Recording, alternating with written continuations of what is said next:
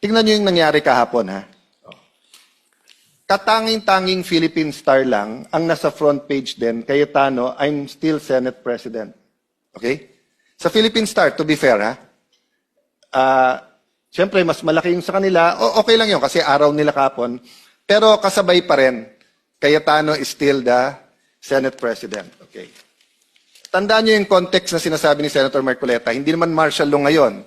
Malayang pamamahayag. So, importante, tama impormasyon natin sa ating kababayan. Titignan mo ang bulletin today, yung isang side lang, kung meron man nasa loob, sa front page wala.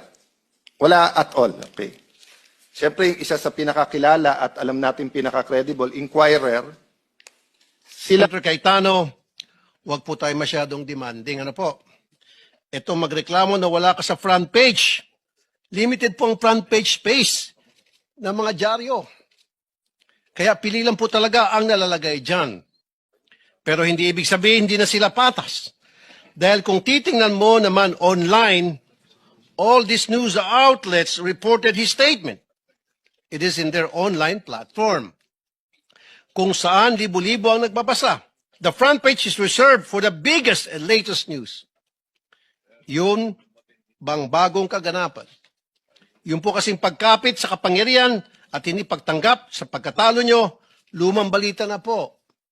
But nevertheless, it was reported upon.